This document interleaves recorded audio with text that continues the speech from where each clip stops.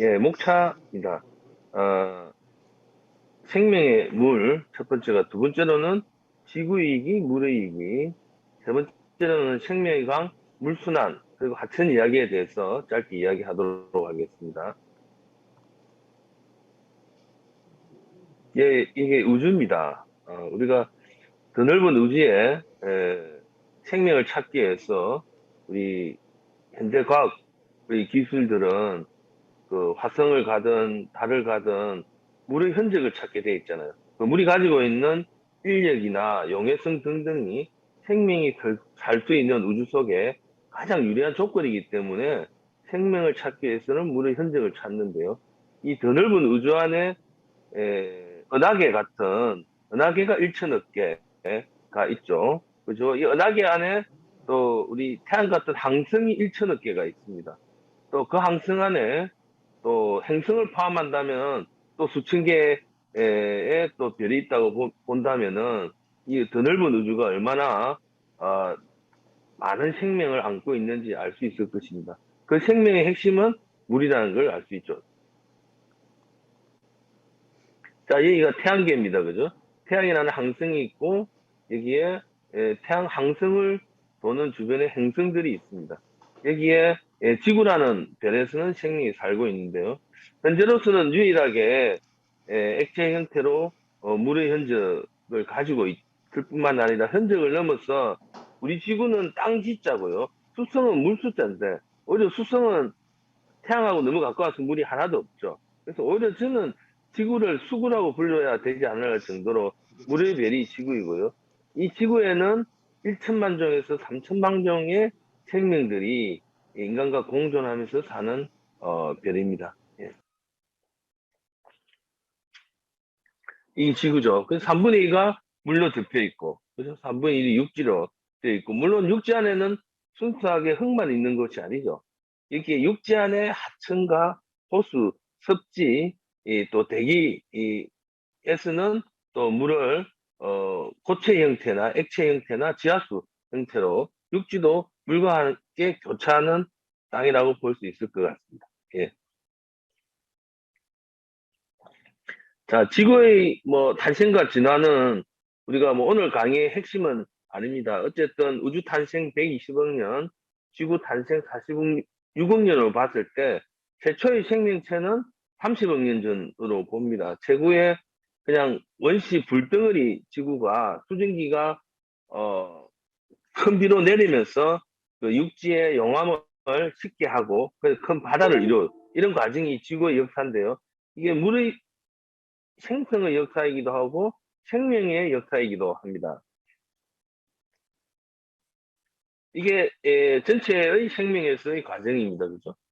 성캄브리아기 30억 년 전부터 마그마가 녹고 지구 물이 형성되면서 대륙이 모여졌다 흩어졌다 하는 판기아가 한 두세 번 왔다 갔다 하죠. 그런 과정에서 30억 년 전에 생명이 나타나고 실질적인 생물 팽창이라 할 수 있는 것은 고생대 캄브리아기에서는 생명이 대팽창을 하고 그 과정에 또 판기아가 모였다 흩어졌다 지축의 이동 또 아니면 소행성의 충돌, 대규모 화산 충돌, 화산 폭발 등등으로 지구는 지금까지 5번의 생물 대멸종이라는 과정을 거쳤지만 지금은 지금 아까 이야기했듯이 2천만 종의 생물들이 인간과 함께 공존하는 것이고요.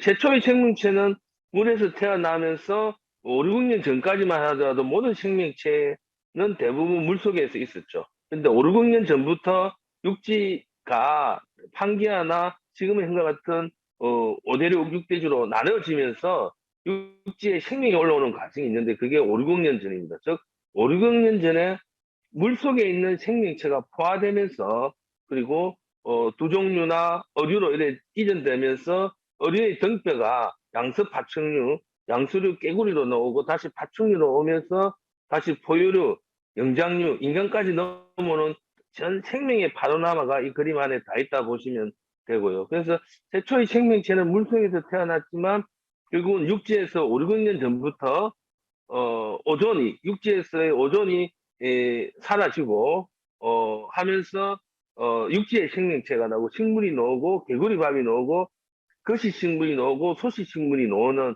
이런 육지의 생명체가 번성하면서 생명이 진화되는 지금 물속 생태계와 육상 생태계가 공존하면서 지금까지 흘러왔다 보시면 될 것 같습니다. 네. 이렇게 아까 말씀했듯이 2천만 종 이상의 생물체가 있는데 이 곤충이 제일 큰 이유는 생명의 70%가 종류 7%가 곤충이기 때문에 제일 크게 보인다고 보시면 될 것 같습니다.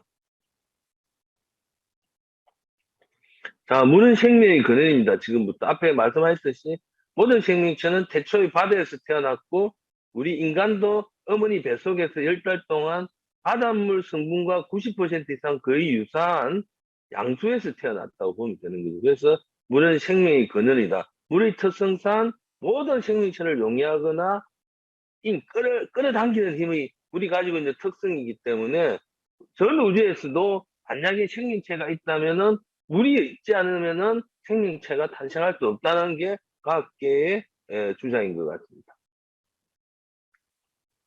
자, 하나밖에 없는 지구가 이제 무너지고 있는 거죠.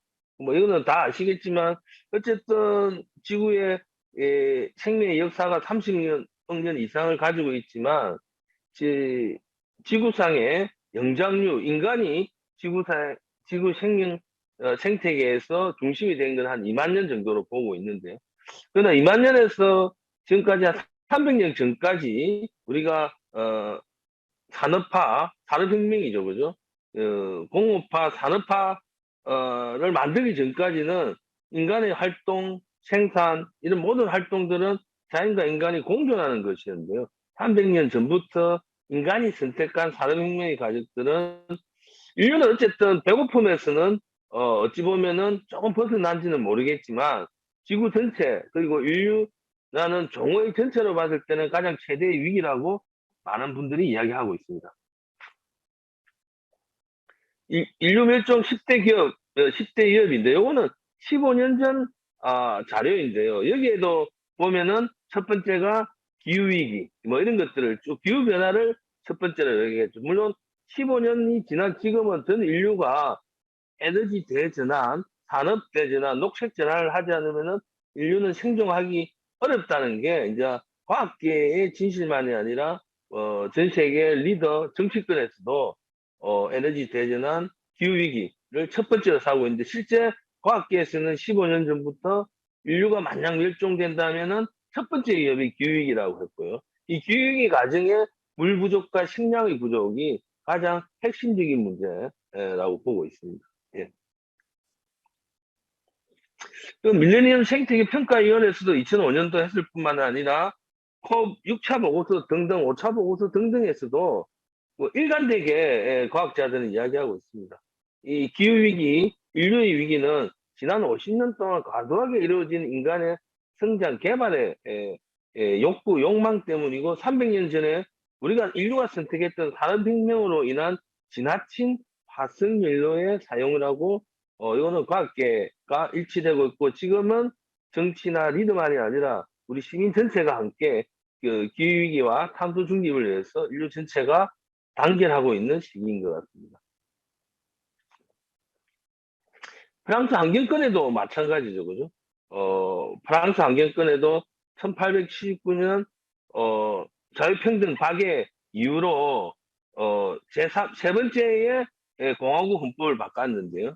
거기에도 평화도는 환경권을 공화국 헌법에 포함시켰는데도 거기에도 이렇게 명시했습니다. 20세기의 급속한 기술 진보, 유례 없는 인구 증가 등으로 인해서 그 지구는 위기다고 하는데 문제는 그 위기가 어쩌면 돌이킬 수 없는 세대고 이것을 막기 위해서는 우리 세대가 다음 세대에 이 과제를 넘겨줘서는 안 된다. 우리 세대가 막아야 된다는 것들을 공화국 헌법에서는 명시하고 있다.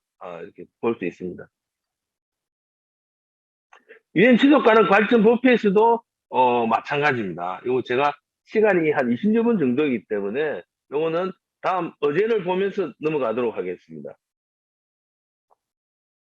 지속 가능 법 목표에서도 여섯 번째가 있는 여섯 번째가 물과 위생의 문제라고 하죠. 물론 이거는 우선순위의 1위 6위가 아닙니다.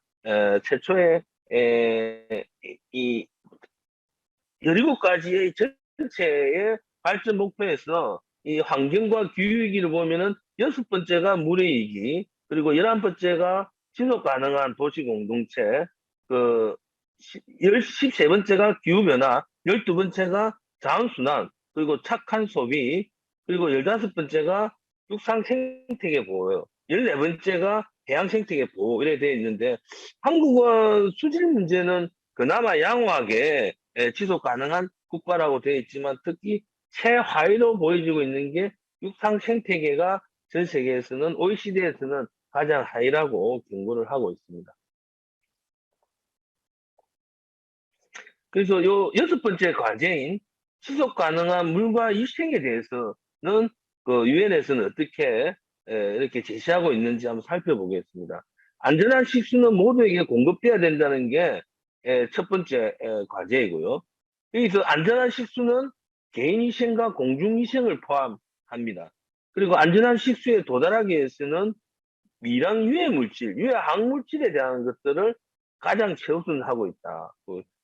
이런 물에 대한 안정성과 위생의 문제를 해결한 이후에는 그 다음에는 물 사용의 효율성, 그리고 물 부족에 대한 문제, 그리고 이런 물 부족을 해결하기 위해서는 통합물 관리, 그리고 물과 관련된 생태계 보존, 그리고 물 재활용 기술, 그리고 이를 위해서는 지역사회의 시민의 참여와 국제적 연대를 강화하는 게 유엔에서의 지속 가능한 물과 위생에 대한 이런 시나리오로 볼 수 있습니다. 자, 그러면 생명의 물에 대해서 간략하게 좀 제가 이야기하도록 하겠습니다. 이거는 상식적인 접근을 보시면 될 것 같습니다. 21세기는 인류의 물 문제다 하는데, 우리나라 같은 경우에는 물 때문에 고통을 겪어본 사람이 있느냐고 물어본다면은 의외로 3분의 1 정도, 반 정도가 우리나라는 물 부족 국가야, 물 때문에 고통을 겪은 것 같아 하면서 손을 들거든요. 근데 실질적으로 자기가 태어나서 지난 2, 30년 동안 물이 부족하거나 수돗물이 안 나와서 교통을 겪어본 사람이 있냐고 물어보면은 단 한 명도 거의 안 듭니다. 그러니까 이거는 거짓 신화죠. 우리나라는 물 부족이라고 하지만, 물 부족이라고 거짓 신화가 되어 있죠. 근데 이런 인류의 문제라고 한다면은 물 문제는 기후위기 문제뿐만 아니라 아주 오래된 인류의 지속 가능성을 위해서는 물 문제는 인류의 문제라고 볼 수 있습니다. 그 지구적인 공동의 문제입니다. 그래서 동시대에 대한민국은 물에 대한 관리, 안전한 식수, 물에 대한 공급 측면에서는 거의 어찌 세계 10위 안에 들지만 전 세계 인구의 4분의 1에 달하는 나라는 물 부족에 시달리거나 아니면 안전한 위생에 노출된, 위생을 보호받지 못한 인구가 한 4분의 1 정도 보시면 될 것 같습니다. 그래서 물 문제는 21세기의 화두다는 게 물에 대한 상식입니다. 이 물리기 지구지기 여기 책 표지인데요. 여기도 보면은 이 깨끗하지 않는 물을 뜨기 위해서 하루 2시간 이상 왕복을 해야 되고, 이 물조차도 하루에 2시간을 따라 앉혀야 그나마 깨끗한 물을 가지고 밥 정도를 겨우 해먹을 수 있는, 그래서 이런 오염된 수질에 인한 병이 스윈슨 전염병이거든요. 그 후진경 병인데요. 우리가 장티푸스나 파라티푸스 이런 것들, 콜레라 이런 것들을 말하는데, 현재는 전 세계에서 안전한 위생, 깨끗한 물에 보장받지 못하는 인구가 한 4분의 1 정도 된다. 그래서 맨 아래에 글을 보면은 매일 3만 명 정도가 물의 안정, 물의 위생 문제 때문에 사망하고 있다는 게 이 책의 첫 번째 표지입니다. 그래서 우리나라는 깨끗하기 때문에 물 문제가 인류의 문제가 아니라고 말하기는 어렵다고 보시면 될 것 같습니다. 요거는 앞에서 이야기한 겁니다. 그죠? 매일 3만 명의 어린이, 1년 24억 명이 적절한 위생에 접근하지 못하고 있다. 그죠? 이것도 재밌는 사진이죠. 중시의 유럽 사진인데, 보면 어떻게 하늘에 별과, 그죠? 달이 쨍쨍하게 떠 있죠. 비는 전혀 안 옵니다. 그죠? 근데 바닥을 한번 보십시오. 질퍽질퍽하죠? 그리고 남자가 악기를 치고 뭐 창문을 열어다오고 이런 것 같은데 남자들은 하이힐을 신고 치마를 입고 있죠, 그죠? 근데 이게 질퍽질퍽하잖아요. 근데 이 여자분은 뭐 하죠? 뭐 버리잖아요, 그죠? 시끄럽다고 하는 게 아니라 실질적으로 중세 유럽은 아시아의 농경제 사회와 다르게 도시 영주 사회지 않습니까? 밀집되어 살았고 그래도 소도시화 되어 있는데 그 집집마다 화장실이 하나도 없었습니다. 그래서 똥오줌을 다 버리는 거죠. 그러니까 질퍽질퍽하고 밖에 돌아다니기 좋아하는 남자애들은 똥오줌을 묻지 않아야 되니까 굽 높은 신발이나 치마를 먼저 여성들보다 먼저 입었다는 것들이 어류의 역사에서 나옵니다. 근데 이 사진을 이야기하는 거는 이렇게 밀집된 도시 공간에서 이 하수에 대한 처리가 전혀 안 돼 있다. 그렇게 하면서 흑사병이 일어난 원인으로 보시면 됩니다. 그래서 중세 유럽은 이런 흑사병으로 3분의 1이 집단 전염병으로 이렇게 재앙을 맞는 이런 과정들이 나오고 있습니다. 이 재밌는 사진이죠. 그래서 이걸 보면은 이 연계해서 한번 보겠습니다. 여기도 영국의 의학 전문지 브리티시 메디컬 저널에서 그 전 세계 의사들 대상으로 지난 100년, 200년 동안 가장 위대한 성과가 뭐냐? 의학적 성과였는데 재밌죠? 항생제나 마취가 1, 2위 아닙니다. 첫 번째 하수도입니다. 하수도. 하수도라는 말은 앞에서 이야기했지 똥오줌을 도시라는 곳에서 지속 가능하게 살기 위해서는 물의 위생, 식량, 에너지 체계가 핵심이거든요. 그랬을 때 물이 공급만이 아니라 하수에 대한 문제가 제일 크죠. 그래서 근대 도시나 현대 도시의 유럽의 도시를 보면은 기억나는 게 있어요. 우리 어릴 때 영화를 보면은 도망자 이런 영화를 보거나 아니면은 핵에 이렇게 오염된 방사능에 오염된 지 이런 것들이 막 돌아다니면 하수도에 막 돌아다니지 않습니까? 하수도를 통해서 도망자가 탈출을 하는데 거기 보면은 크기가 막 한 5m, 10m 이래 되지 않습니까? 그죠? 이렇게 유럽은 이런 물의 위생 때문에 유럽 인구의 3분의 1의 대재앙을 맡고 있기 때문에 새로운 근대 도시를 현대 도시로 바꾸는 과정에서 첫 번째 도시 기반 시설로서는 이런 대규모 하수도를 한 거고, 그리고 마을에서도 깨끗한 물과 하수도의 위생을 통해서 인류가 지속 가능하고 평균 연령이 늘어나는 과정들을 알 수 있습니다. 그죠? 자, 이제 아까는 물과 위생이라면 이제 물 부족 문제인데요. 뭐 요거는 워낙 우리나라는 물 부족은 거의 없습니다. 오히려 작년에 댐에 물이 너무 많아서 홍수가 날 정도였었거든요. 여기 보면 재밌습니다.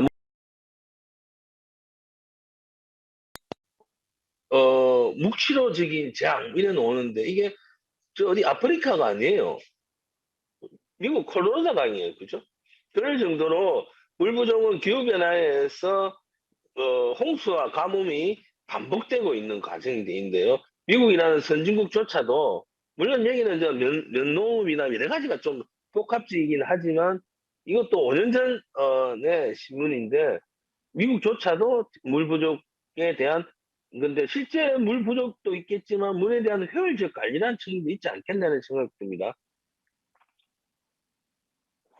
자, 물의 상품화 민영화 부분, 아직은 우리나라는 그런 게 없죠.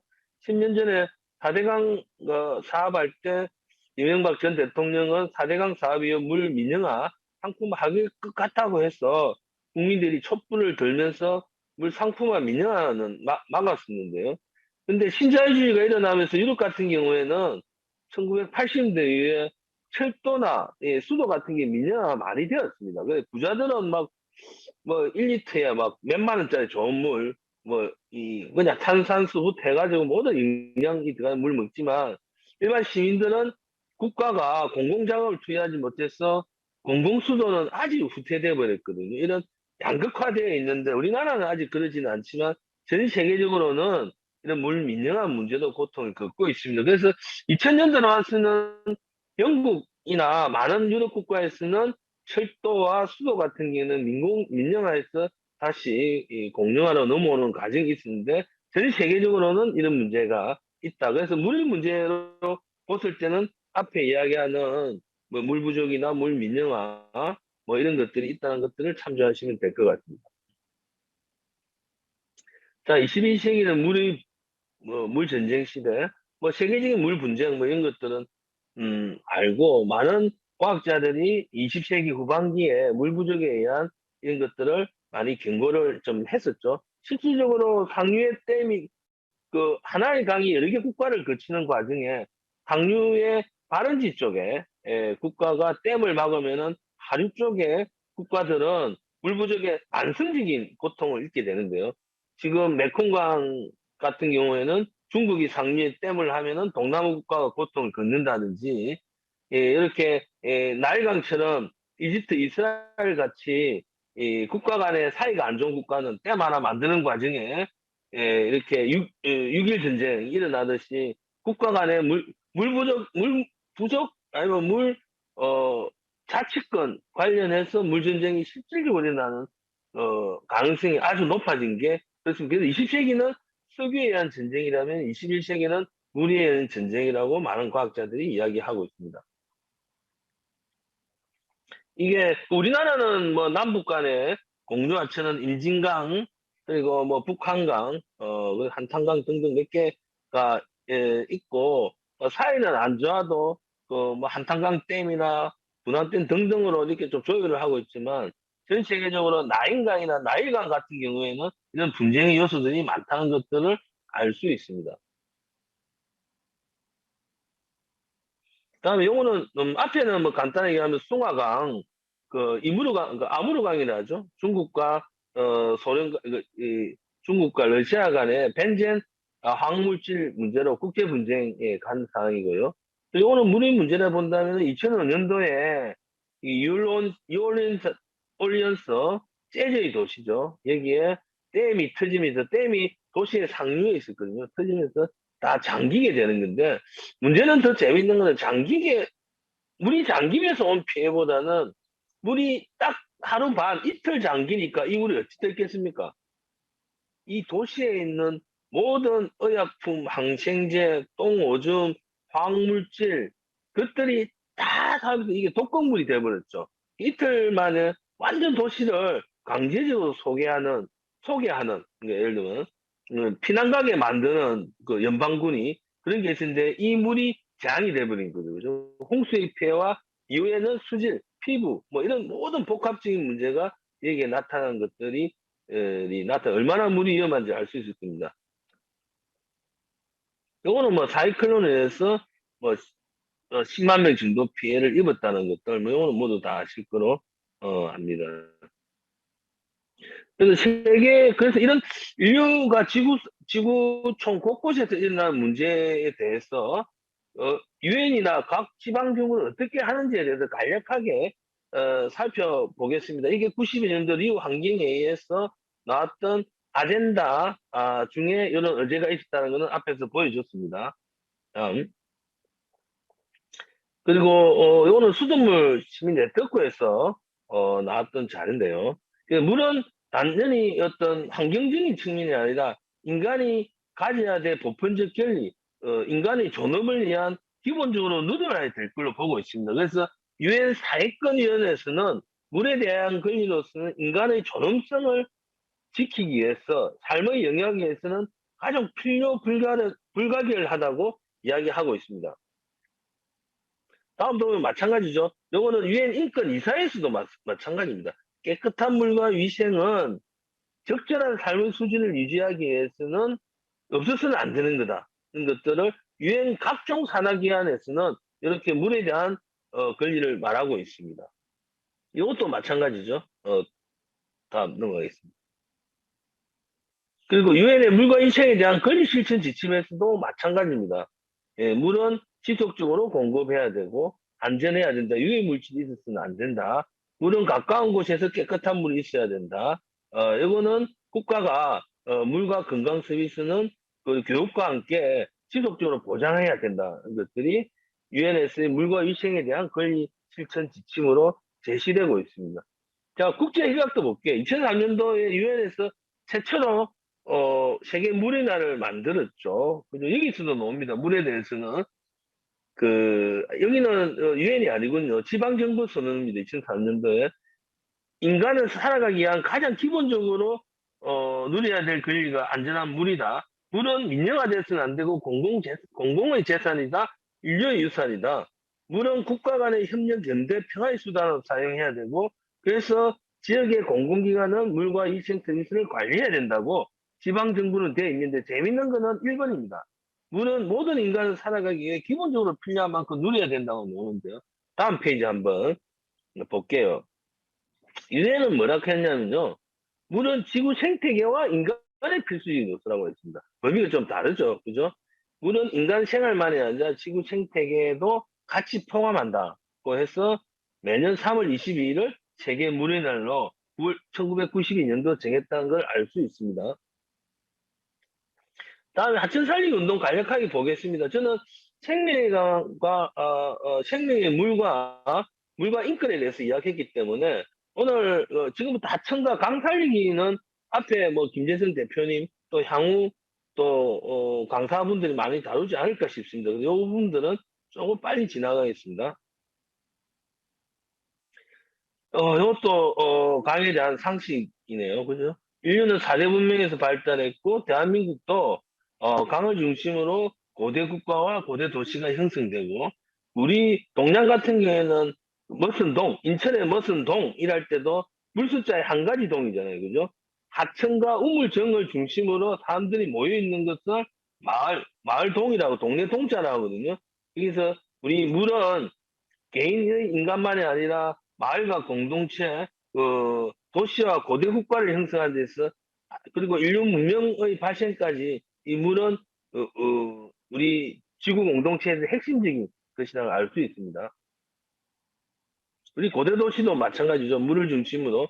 과거에는 뭐 이 고속도로가 수운으로 역할을 대신했고 해안과 연안이 아니면은 내륙에서는 수울이 주요 교통의 역할을 했었고 여기에서 대도시가 형성되면서 주로 국가의 도읍이나 주요 전쟁지 같은 경우에는 강을 중심으로 일어났다는 걸 알 수 있습니다.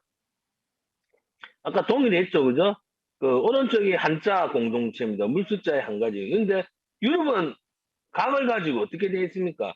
리버가 라이벌로 나옵니다. 그러니까 라이벌에서 리버가 나오죠. 강을 가지고 주변에서 전쟁을 하는 곳이라고 하는 대립의 측면이 있다면 우리는 물과 하천을 가지고 함께 한다는 공동체적 의미가 있다.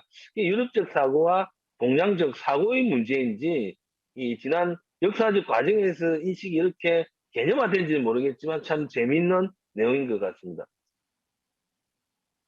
자, 도시의 물순환은 뭐 요거는 잘 아실 겁니다. 원래는 육지에 비가 내리면은 해양의 물순환 과정이 70%고 자체적으로 20, 30%가 증발하면서 다시 비로 내리는 과정들을 가지고 오죠. 이게 필요하다면 댐을 만들고 해서 이 댐물을 가지고 다양한 식수로 사용하거나 음용수, 공업용수, 농업용수 등등으로 사용하고 있다. 지금은 생활용수, 더 나아가서는 환경 생태 용수까지 거론이 되고 있다. 그래서 이런 도시의 물순환에서 중요한데 여기에 30%가 자체적으로 순환하고 한다면은 우리의 강우의 안정적인 공급이나 지속적인 공급을 위해서는 도시 내 불필수층을 줄여서 물순환을 이라는 것들이 개념이 가장 핵심적이라는 걸 알 수가 있습니다. 첫 번째는 물순환, 두 번째는 효율적 관리, 세 번째는 안전한 식수, 뭐 이런 과정들이 도시의 물순환의 핵심이고 여기서 가장 주변에 있는 게 생물 다양성으로 봐야 되겠죠. 왜냐면 강의 자정률을 통해서만이 물의 안전한 식수, 그 깨끗한 식수에 도달하는 과정도 더 이렇게 같이 나갈 수 있으니까요.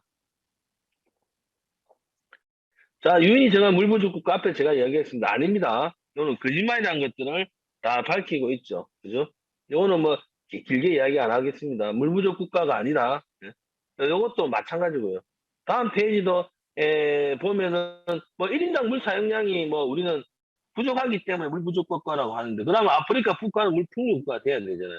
이 물 부족 국가의 문제는 내리는 양이 문제가 아니라 물에 대한 효율적 관리 그리고 인프라 그 안전한 식수가 핵심입니다. 그래서 우리나라는 세계 10위 안에 제가 알기로는 5위 전후에 가깝게 정도로 물에 대한 안전한 관리, 효율적 관리, 그리고 공급은 뭐 저는 세계 한 5위 정도 된다고 생각하는데 그거는 또 하나 더는 우리는 인구의 거의 3%가 도시에 밀집되어 있기 때문에 상하 수도 보급률이 99% 나라가 전세계 어디 있습니까? 그죠? 그거는 도시에 집중돼 있다 보니까, 이런 그 SOC의 효율성이 높아지면서 누수율이 도시에서는 7에서 9%밖에 안 되는 등 이런 물에 대한 관리가 있다. 그래서 물은 내리는 양과 1인당 사용은 아니다. 이렇게 물 부족을 하는 거는 적절하지 않다는 게 그거는 뭐 다 인정받는 걸로 알고 있습니다.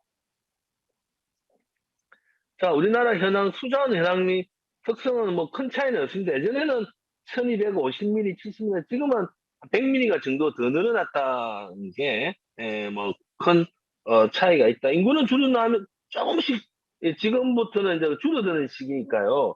줄어들면서 1인당 물 사용량은 좀 많아지는데, 그 인구로 나눌 수는 없다. 큰 의미는 없다. 한국의 강우량, 특징은, 과거에 비해서 좀 물은 작게 내린 거나 말에 내린 양은 2.4배 정도 되고, 지난 100년간을 본다면은 지금 지난 10년, 20년간 자료를 보더라도 영평균 강수량은 좀 늘어났다. 근데 기후변화로 인해서 피크 강수량이 많아지면서 일정하게 내리는 강우 기후는 날짜는 좀 줄어들었다. 뭐 이렇게 정도 보시면 되고, 그래서 물 풍조국, 뭐, 물 풍부국, 스트레스 국가, 물 빈곤국 이렇게 나뉘는데 우리나라는 물 부족 국가는 아니고요. 물 스트레스는 많이 받을 수밖에 없습니다. 인구가 도시에 밀집되면서 도시를 관통하거나 도시 인근의 강에서 물을 직접 취수하는 좁은 국토에서 그래서 이 강이 스트레스를 많이 받지만 물 부족 국가가 아니라는 것들은 알 수 있을 것 같습니다. 수자원 이용 현황은 뭐 참고로 뭐 하시면 되고 우리가 한국 전쟁 이후로 댐을 만들면서 대규모 대형댐이 없는 상황에서 지금은 뭐 18,000개의 댐, 45,000개의 보가 있을 정도니까요. 그래서 18,000개의 댐으로 해서 우리는 지금 댐 저장량이 350억 톤. 이 자료는 보면은 337억 톤으로 되어 있는데 이게 4, 5년 전 자료니까요.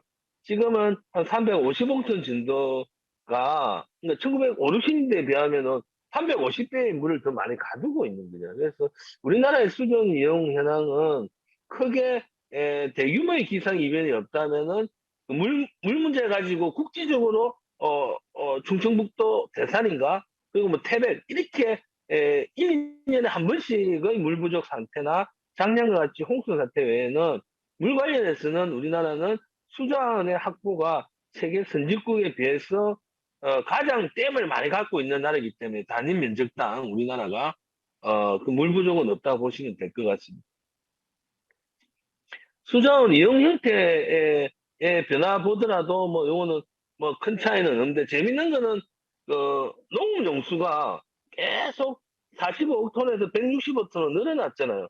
근데 농지는 점점 줄어들고 있는데 비율은 계속 88%, 48% 줄어들지만 양은 44억 톤에서 160억 톤으로 4배 이상 늘고 있다. 근데 농지는 점점 줄어들고 있는데 그래서 좀 앞으로 우리나라 수자원 이용 형태를 본다면은 농업용수의 합리적이고 효율적인 분석이 핵심이지 않나 이런 생각이 듭니다. 그리고 유지용수가 36억 톤에서 75억 톤으로 조금 늘어났기 때문에 농업용수에 대한 합리적 배분을 통해서 같은 유지용수 생태 유량을 좀 더 늘리는 것들이 필요하지 않을까 이런 생각이 들고 그 과정에서 생활용수나 공업용수 재활용 비율을 좀 더 외국과 같이 좀 더 높이는 게 필요하다 하는 생각이 있습니다. 예.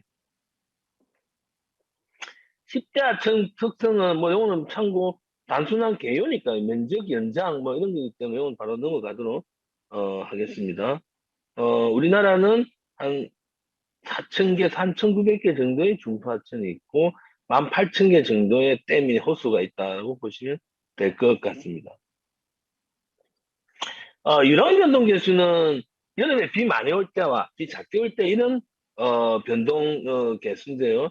외국이 템즈강이 8대1, 미국이 미시시피강이 3대1 정도인데 낙동강은 260대1, 한강은 90대1 정도로 여름에 강우량이 많고 갈수기 땅이 없다는 걸 보여주고 있고요.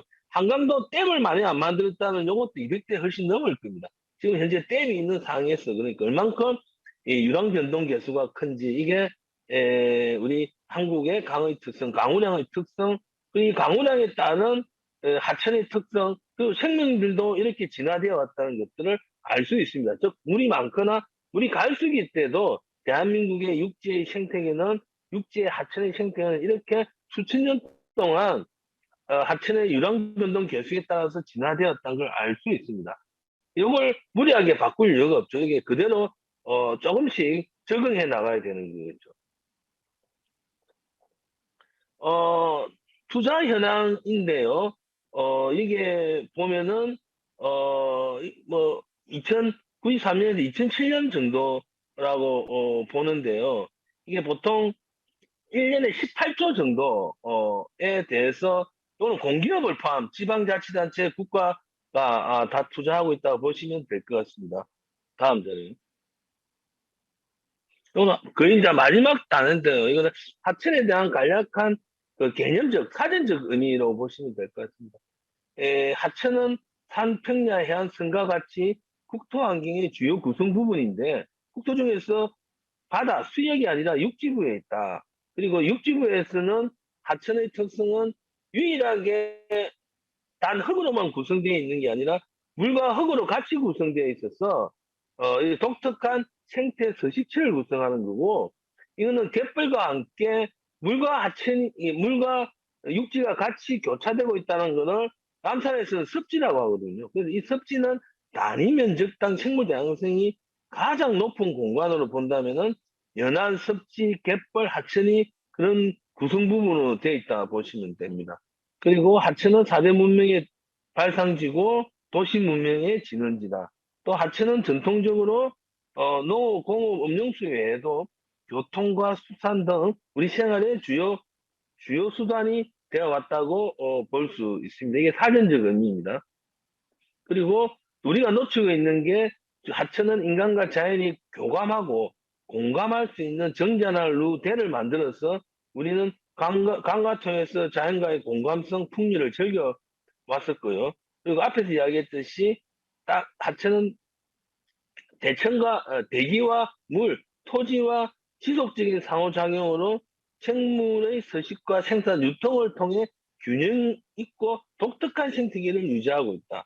즉 이런 독특한 생태계라는 것은 발원지의 씨앗과 대개의 영양분들이 이 무기물들이 녹아 내려오면서 하천의 생태계를 생성시킨 후에 결국 바다에 들어가서 바다의 플랑크톤을 키워내고 그 플랑크톤을 고래까지 이렇게 생태계 네트워킹을 하는 생태계 사슬을 엮어내는 틀을 제공하는 게 육지에서의 종적 연결성과 행적인 유역 연결성, 면을 갖는 게 하천이다 보시면 될 것 같습니다. 그래서 하천은 도시 내에 살아 움직이는 생태학적 동선이고요. 또 생태학적 실비출 역할을 하는 게 하천이라고 보시면 될 것 같고요. 여기에 하나 더 말씀을 덧붙인다면은 우리가 탄소 흡수원, 자연해법 기반에 근거해서 탄소 흡수원을 할 때 우리가 산림청에서 숲을 막 한다고 하지만 산림청이 가지고 있는 육지의 영역은 산의 정상부에서 한 3분 능력밖에 안 되거든요. 그러나 그 밑에 있는 하천의 유역은 육지부의 70%를 하천유역이 갖고 있습니다. 나머지 산지 쪽에, 계곡 쪽에 산림청이 한 20, 30% 갖고 있는 건데, 우리가 자연 기반 해법을 통해서 탄소 흡수를 확대한다고 한다면은 산림을 넘어서 생물 다양성과 하천 유역에서의 탄소 흡수를 하는 게 핵심이라고 볼 수 있습니다. 자, 다음은 하천 유형인데, 요거는 그냥 간단한 개요입니다. 국가하천, 지방하천, 소하천으로 나눠져 있고 개수는 이렇게 되어 있다. 또 다양하게 계곡하천, 산지하천 등등으로 분리운다 정도로 요거는 참고로 하시면 될 것 같습니다. 하천의 다양한 이름, 뭐, 외국 같은 경우에는 뭐 리버 스트림 정도인데요. 우리는 강하천, 내, 시내, 개울, 실개울, 개천, 실개천, 계류, 색강, 도랑 다양한 이름으로 불릴 뿐만 아니라 물방울, 물결, 물흐름, 물더미 등등 인문학적 요소로 우리는 강과 함께 우리의 어릴 때 마을 속에서 물과 강과 함께 자라왔기 때문에 이런 인문학적으로 풍부한 그리고 언어를 간직하고 있는 나라가 우리나라 보시면 될 것 같습니다. 하천 용어 설명은 앞에서 좀 우리 김대중 대표님이 하신 것 같은데요. 하천 구간, 구역, 하천 유역, 뭐 시설, 뭐 이런 것들은 한번 자료로 한번 보시면 될 것 같습니다. 그리고 둔치와 고수부지, 홍수터, 충적하천, 공유하천, 공원하천, 방제하천, 뭐 자연하천, 자연하천 이거는 어떤 토목 쪽에서 공사하는 과정에서의 법적 용어도 있고 우리가 말하는 공원하천, 자연하천처럼 하천 정비 과정에서 나오는 것들이 복합적으로 섞여져 있다. 그리고 지질 지형에서 말하는 충적하천, 공유하천 등등도 섞여가 있는데요. 요거는 좀 하천에 대한 이해를 넓히는데 한번 다시 보시면은 좀 재밌지 않겠나 생각이 듭니다. 자, 여기 또 하나 더 있네요. 배우섭지, 종적 흐름을 맡고 있는 낙차공, 그리고 자연하천에서 나타나는 사주, 색강, 그리고 소율 등등 것들이 하천에 대한, 이런, 개념적, 언어적 정의인데요. 뭐, 크게 어렵지 않으니까 자세히 보시면, 한번 숙지하시면 좋은 자료가 될 거라 생각이 듭니다. 그리고 또, 수변, 어도, 우각호, 하도, 호환, 저수환, 제방, 뭐 처리과정 이런 게 있는데 물론 여기서 말하는 하도 보안 이런 거는 또 한자씩 일본에서 넘어온 거긴 하지만 이걸 잘 한자를 잘 해석해 보면은 잘 이해는 어렵지 않게 되리라 생각이 듭니다. 자, 뭐 거의 이제 마지막에 사진이네요. 그럼 한국에서 도시하천 살리기에 가장 모범 사례를 본다면은 뭐 부산의 온천천은 좀 명성을 지금 빛이 많이 달했고요. 그나마 어느 정도 하도 내에 잔설을 유지하고 있는 게 서울의 양재천으로 보시면 될 것 같습니다. 이 양재천 모습입니다. 아, 이게 그 끝으로 양재천 모습을 보여주면서 우리가 생명의 강과 물, 그리고 하천에 대한 이해에 대한 강의를 마치도록 하겠습니다. 생각보다 한 20분 한다고 했는데 한 35분 정도 한 것 같네요. 예, 감사합니다.